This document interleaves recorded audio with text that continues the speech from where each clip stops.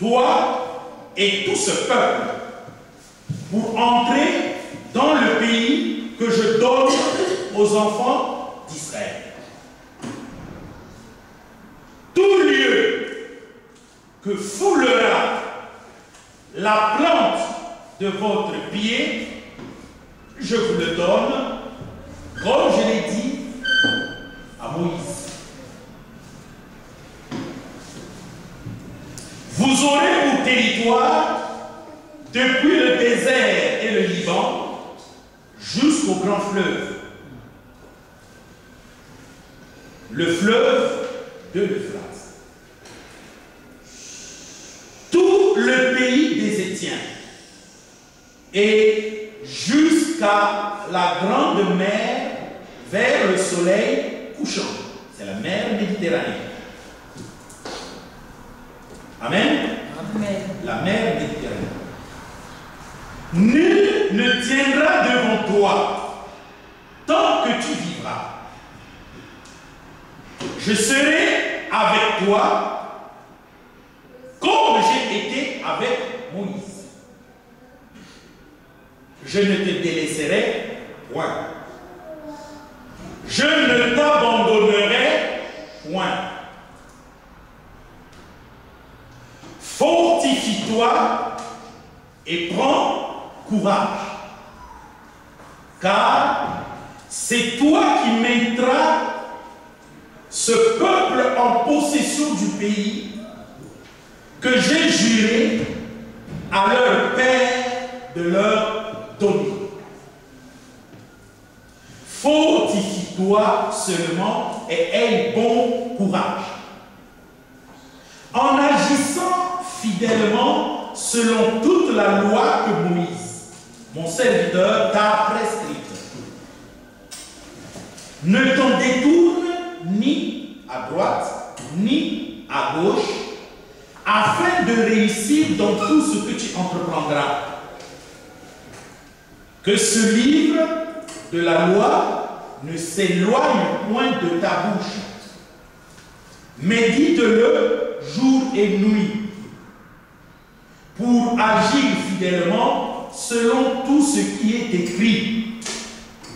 Car c'est alors que tu auras du succès dans tes entreprises, c'est alors que tu réussiras. Ne t'ai-je pas donné cet ordre? Fortifie-toi et prends courage.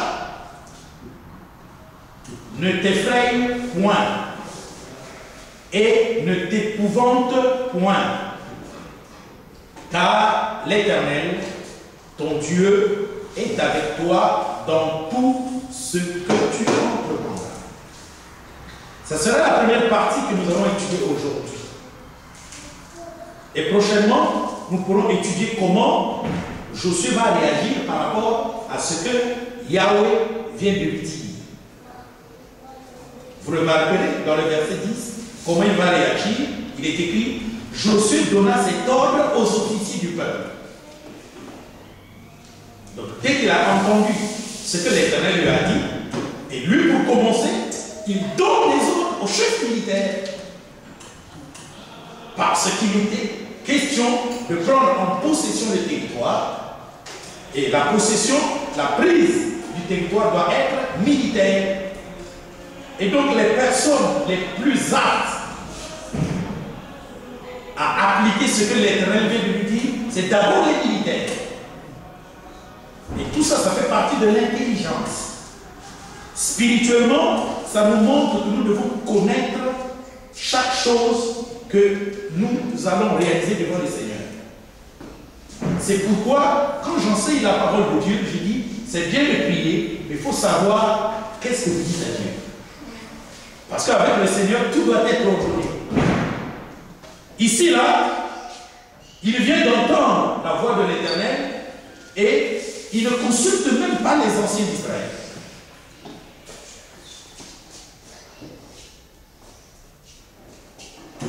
Il ne consulte pas les sages. Il ne consulte pas les conseillers. Sachez que les sages sont là, les conseillers sont là, les anciens sont là. Mais ce que l'Éternel vient de lui dire n'a rien à voir avec la sagesse, n'a rien à voir avec le conseil, n'a rien à voir avec l'ancienneté. Dieu a dit quelque chose, ce qu'il a dit, c'est un nombre de mobilisation du peuple pour entrer en conflit avec un territoire, une population ennemie.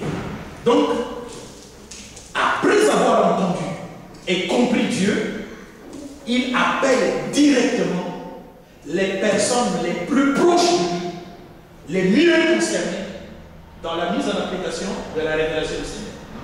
Et donc, les chefs de l'Église. C'est ça dans la discipline avec Dieu. On ne mélange pas les pédales. Malheureusement, aujourd'hui, vous allez vous rendre compte, les gens mélangent toujours les pédales. Ils ne savent pas ce qu'ils font. C'est pour cela que Dieu n'agit pas. Si tu es malade et que tu as de quoi te faire soigner, mais tu préfères que Dieu intervienne miraculeusement, tu ne verras jamais l'intervention de Dieu. Parce que tu es un égoïste. Parce que tu ne t'aimes pas toi-même. Tu peux te faire soigner, mais tu tentes Dieu. Tu préfères garder ton argent qui est disponible pour tes soins pour voir Dieu agir à la place. Tu ne guériras jamais. Tu pourras jeûner et prier pour que Dieu intervienne. Tant que tu n'auras pas compris que tu dois d'abord mettre à l'écart ton égoïsme et aller tout simplement prendre les soins pour guérir, non, tu ne seras jamais guéri. Parce que c'est ça qu'on appelle la discipline spirituelle. Il faut connaître Dieu.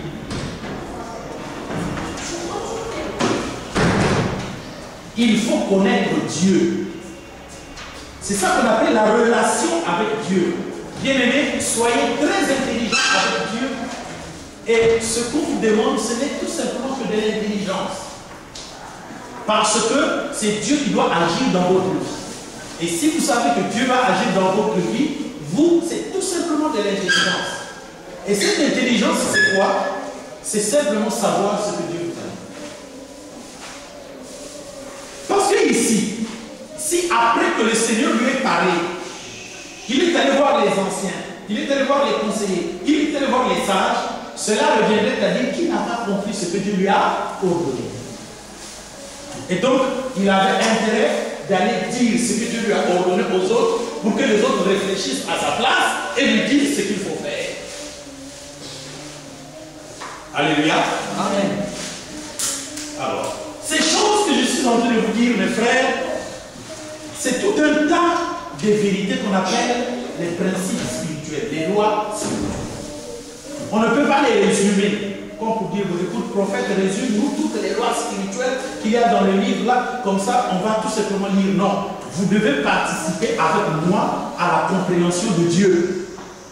C'est ça l'enseignement, c'est ça la prédication. Pendant que vous entendez, cherchez à comprendre. Cherchez à comprendre pour mettre en application dans votre vie à vous. Ne cherchez pas à comprendre pour celui qui est à droite ou celui qui est à gauche. La parole de Dieu t'est révélée pour toi. C'est toi qui devras obéir. Vous êtes tous à l'école. Oui, ma soeur? J'ai juste une question sur le territoire promis, le fleuve de l'Euphrate. C'est le Congo, c'est ça? Le fleuve de l'Euphrate? Non. C'est le fleuve de l'Euphrate, c'est le fleuve de l'Euphrate. Donc, dans l'état actuel, c'est le fleuve de l'Euphrate. Géographiquement, où c'est? C'est le fleuve de l'Euphrate.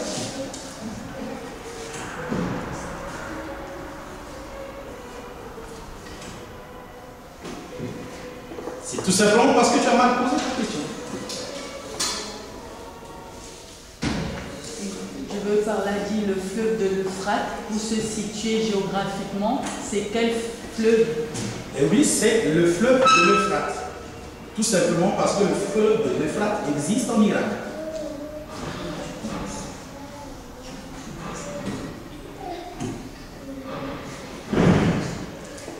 Représente-toi la carte actuelle d'Israël, ce petit lopin de terre-là. Et représente-toi l'Irak. Il y a quoi là-bas? Le fleuve et l'Euphrate commencent en Turquie et en Arménie. Ces deux affluents qui se joignent et qui forment le fleuve de l'Euphrate qui va jusqu'au fond de l'Irak, jusque sur la mer Arabique. Donc, il dit le territoire commence au Jourdain, ça va jusque là-bas, à l'est. Et puis il a dit à l'ouest, la frontière c'est quoi? La grande mer. Et si vous avez suivi, je vous ai dit, c'est la mer Méditerranée. La mer Méditerranée actuelle là. Vous ne voyez pas que c'est la frontière ouest d'Israël? Prenez juste sur votre Bible, à la fin, il y a une carte.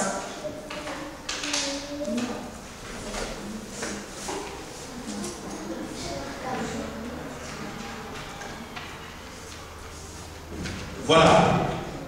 Le fleuve commence en Turquie et en Arménie et va jusque sur le golfe Persique. Vous avez vu qu'il y a une carte juste. Voilà. Et donc, vous placez-vous quelque part vers là où c'est écrit Gaza.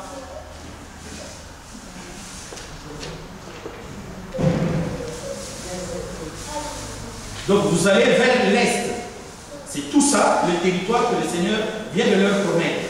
Et la limite ouest, c'est la Méditerranée, la grande mer. C'est bien écrit grande mer. Vous avez vu la grande mer? Oui. Ok. Vous avez vu? Ok. Bien.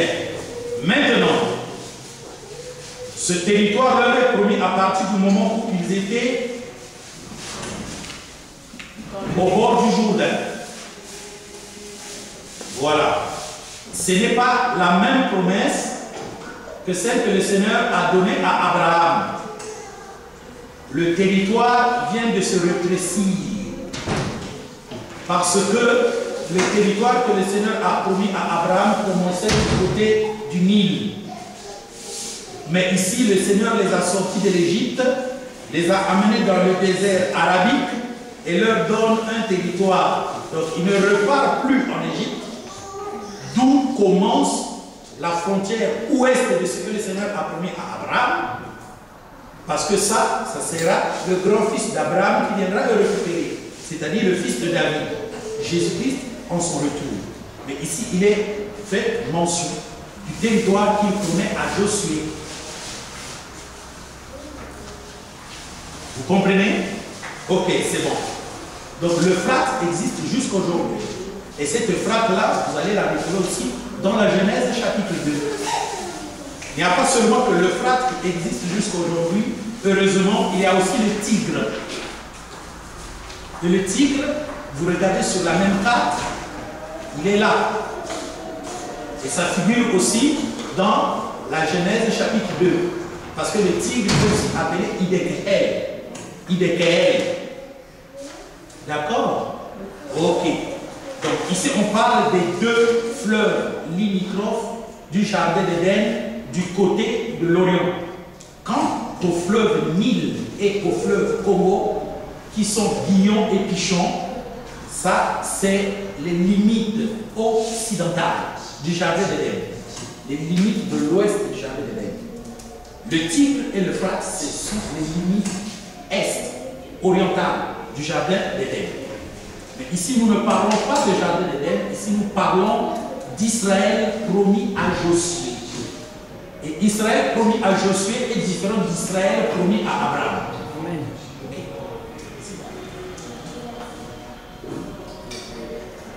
C'était une parenthèse. Et vous avez maintenant l'idée de cet Israël que le Seigneur vient de promettre à Josué. Ok. Maintenant, Josué ne parviendra pas jusqu'à l'Euphrate. Non. Quand Saoul viendra, il ne parviendra même pas jusqu'à l'Euphrate. C'est David qui parviendra jusqu'à l'Euphrate. Mais pas en totalité aussi. Et quand Salomon viendra, le royaume va encore se rétrécir. Et aujourd'hui, le royaume de Salomon, l'Israël actuel, c'est 0,5%, même pas 10%, 0,5% du royaume de David. Donc, vous comprenez combien c'est le plus petit. Le plus grand royaume d'Israël, tel que Dieu l'a promis à Josué, c'est David qui l'a conquis. Et même ce que David a conquis, c'est seulement 30% de ce que Dieu a promis à Abraham. Voilà. Vous devez garder ces fêtes-là dans la tête. Ça doit rester gravé. Vous devez dire, le territoire que Dieu a promis à Abraham, c'est le jardin d'Éden. Il commence en Afrique et il termine en Irak. Vous devez mettre ça dans la tête. Le territoire que Dieu a promis à Josué, il commence à l'ouest, sur la Grande Mer, et là où ils étaient, au bord du fleuve Jourdain, jusqu'en Irak. Vous devez garder ça toujours dans la tête. Maintenant, Josué n'a pas pu prendre la totalité. Celui qui a pu prendre 30%, c'est seulement David. Vous devez garder dans la tête. Maintenant, toute la promesse sera accomplie par le roi des rois et le Seigneur des seigneurs, Jésus-Christ, quand il reviendra. Et c'est très important parce que maintenant, le ministère du rétablissement de toutes choses est en train de réveiller la conscience de l'humanité tout entière vis-à-vis de la seconde venue de Jésus-Christ. Donc tout ce qui concerne ces vérités, il faut maintenant les rétablir telles qu'elles ont été dites à Abraham. Par exemple, pour le grand territoire d'Israël que le Christ viendra trouver pour Israël. C'est un grand territoire, regardez vous-même sur la carte. C'est presque aussi grand que la Russie actuelle. Vous prenez une bonne partie de ce qu'on appelle la corne de l'Afrique, vous prenez toute la péninsule arabique jusqu'en Irak là-bas, c'est très grand. C'est ça Israël que Dieu a promis à Abraham, la terre promise. Et c'est ça qui sera le royaume millénaire de Christ. En ce moment-là, il sera divisé en 12 départements.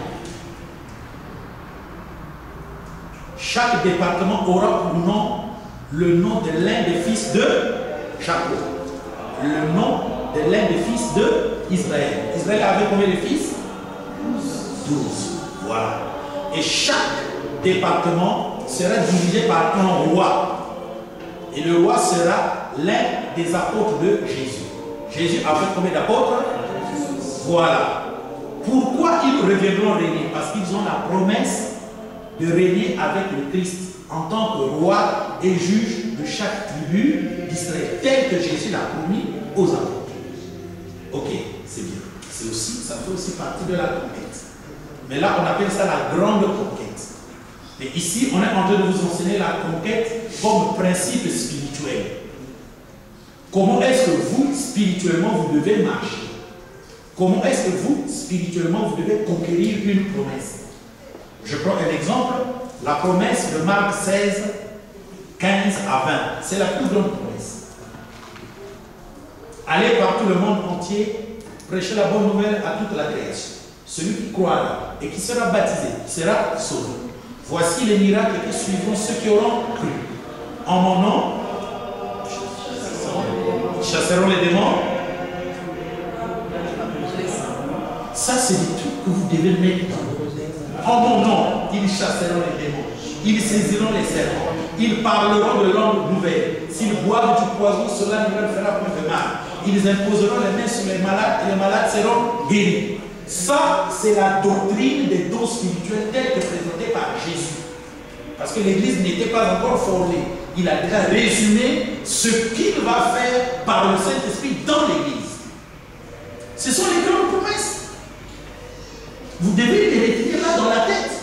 Dans votre tête, il y a des chansons. Hein? Il y a des chansons gravées là, hein? Dans votre tête là. Des sections d'assaut. Ça est là dans votre tête. Enlevez ça. Remplacez ces promesses. C'est très important. Connaître les promesses et être capable d'en parler. Par exemple, cette promesse, vous devez la connaître. vous devez en parler. Vous devez en parler.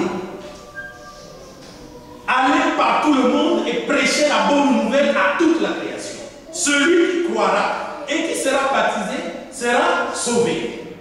Celui qui ne croira pas sera condamné. Vous devez le savoir. Voici les miracles qui suivront ceux qui auront cru. En mon nom, ils chasseront les démons. En mon nom, ils saisiront les serpents. En mon nom, ils parleront de nouvelles langues. En mon nom, s'ils boivent du poison, cela ne leur fera pas de mal. En mon nom, ils imposeront les mains sur les malades et les malades seront guéris. Ce sont les promesses de ceux qui ont cru. Amen. À tel enseigne que toi, chez toi, quand tu as un problème de ton fils, ta fille qui est malade, tu n'as pas le temps de m'appeler. C'est toi qui dois imposer les mains sur les malades. C'est ce que veut Dieu. Dieu veut se multiplier en vous. Tu as un problème, tu pries et le Seigneur t'exauce. Tu parles dans la prière et le Seigneur t'exauce. Je préfère vous dire parler.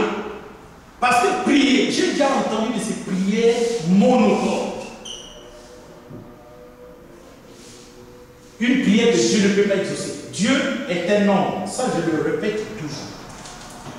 Donc, si par exemple, quand je t'entends prier, je suis agacé, sache que Dieu aussi sera agacé. Parce que Dieu, c'est un Dieu jaloux. Il se met en colère. Il s'égaye. Il se repent. Il se fortifie. Il décide. Il parle. Il pense. Ce n'est pas tout ce que nous trouvons de Dieu dans la vie. Oui. Il y a des gens qui attaquent Dieu. Mais comment Dieu est comme un homme, il pense, il prie parfois, il dit, je me répands. C'est Dieu qui est d'abord homme avant vous les hommes. Amen. C'est ce que nous présente la Bible. Mais non, les gens qui ne le comprennent pas, ne comprennent pas que la Bible nous présente un Dieu qui se répand. Au temps de Noé dit, je me réponds d'avoir fait l'homme. Donc les gens disent, bon, donc ils ne savaient pas ce que c'est l'homme. Oui, c'est ça. C'est comme ça qu'il est, parce que c'est un homme. Amen. C'est lui qui vous dit qu'il est homme et vous ne voulez même pas le comprendre. Vous ne pouvez pas poser la question. Vous qui posez les questions là, c'est parce que lui il pose les questions. Où est ton frère? Caïn. C'est pas une question qu'il pose? Et Caïn trompe, je ne sais pas. Suis-je le gardien de mon frère? Et Dieu lui dit que tu as tué ton frère. Son sang prie jusqu'à moi. Donc en posant la question, ça ne veut pas dire que Dieu ne savait pas. Ça veut dire que Dieu savait. Mais il nous apprend comment il vit. Tu fais une chose, il sait que tu es menteur. Pour faire sortir en toi le mensonge, il pose d'abord la question. Où est Caïn? Ton frère. Et toi, le menteur, tu vas dire, je ne sais pas. Il dit, qu'as-tu fait? Le sang de ton frère Abel crie jusqu'à moi. Tu vois, Caïn, tu sais. Mais il ne lui avait pas dit, tu es un menteur. Sa façon de parler avec Caïn a révélé ce qu'était Caïn. Et ça ne veut pas dire que Dieu ne sait pas. Quand il dit je me réponds, ça ne veut pas dire qu'il ne savait pas que ça arrivait ainsi. Non, c'est plutôt lui qui vous montre qu'il est homme. Et un homme, c'est celui qui, quand il fait une action qui ne tient pas, il doit se repentir. Mais curieusement, nous aujourd'hui qui sommes des hommes, quand on fait une faute, on ne veut pas se repentir. On veut s'excuser. Ça montre qu'on n'est pas des hommes comme Dieu. Ça montre qu'on est des hommes, mais de l'autre nature, qu'on appelle la race du serpent. La sémence de bête. Donc, bien aimé, nous devons mettre dans notre... Il y a des paroles que nous devons mettre dans notre tête. Je trouve curieux que ce que nous aimons tant, nous ne le connaissons même pas. Nous aimons les miracles. Nous ne savons pas qu'il y a une promesse sur nos miracles.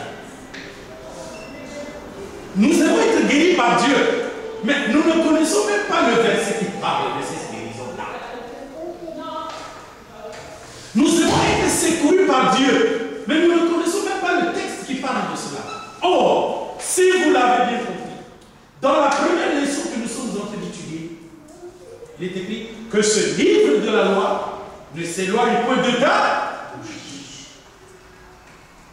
Est-ce que quelqu'un peut en un instant parler de ce livre de la loi, c'est-à-dire de Genèse à Apocalypse, en un coup? Non. Donc, il y a des textes de la Bible qui sont très importants pour chacun de nous. Et ces textes-là ne doivent point s'éloigner de notre bouche. Nous devons toujours en parler.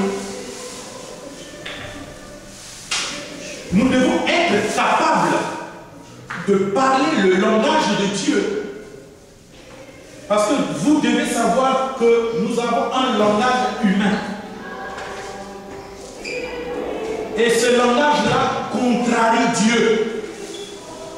Là où Dieu dit « je te guérirai », toi tu trembles. Là où Dieu dit qu'il est simple, toi tu le prends pour compliqué. Je dis « non, Dieu est compliqué ». La Bible dit, ayez les sentiments qui étaient en Jésus-Christ, lequel, existant en forme de Dieu, n'a point regardé comme une proie à arracher d'être l'égal de Dieu. Il s'est humilié lui-même en prenant la forme d'un simple homme. D'accord? Donc Jésus était un simple homme. Comment toi et moi, quand Jésus est compliqué, ça vient d'où? La Bible dit il est un simple homme.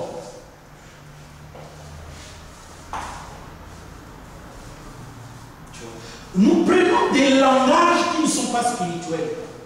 Nous prenons des langages qui ne sont pas en relation avec Dieu. La foi, c'est ça. Ah non, la foi, c'est compliqué. On ne comprend pas. Ah bon? Prenons 1 Jean chapitre 5, 1 à 5 sur la foi. 1 Jean chapitre 5, 1 à 5.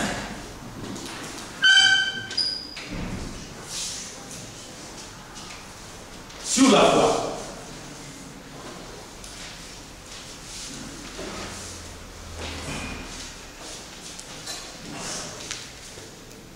Jean chapitre 5, 1 à 5. Quiconque croit que Jésus est le Christ est né de Dieu. Quiconque croit que Jésus est le Christ est né de Dieu. Et quiconque aime celui qui l'a engendré aime aussi celui qui est né de lui. Qui a engendré Jésus? Le Saint-Esprit. Si tu aimes le Saint-Esprit, tu aimes n'importe quelle personne qui est née du Saint-Esprit. Si tu n'aimes pas les gens qui sont nés du Saint-Esprit, tu n'es pas toi-même né du Saint-Esprit.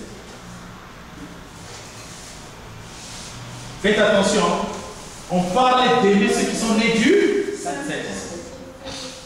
Mais si tu as la preuve que celui-ci ou celle-là ment qu'il est né du Saint-Esprit, il n'est pas facile de l'aimer. C'est même impossible. Parce que le Saint-Esprit ne peut pas aimer l'Antichrist.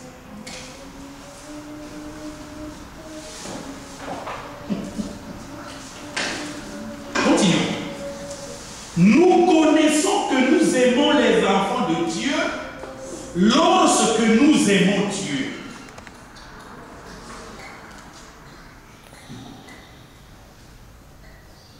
Et que nous pratiquons ses commandements. Vous voyez bien aimé, ici on dit les commandements, mais on ne les cite pas. Mais il est impossible que quelqu'un pratique tous les commandements qu'il a commencé à Genèse jusqu'à Apocalypse. Donc nous que nous connaissons. D'accord? C'est les commandements que nous connaissons. C'est pour ça que nous prêchons. Pour ouvrir cette Bible et en tirer des commandements et vous les présenter. Et quand on vous les présente, c'est à vous de saisir les commandements. Peut-être que vous n'allez pas tous saisir, mais en tout cas, il faut qu'il y ait des commandements que vous saisissiez.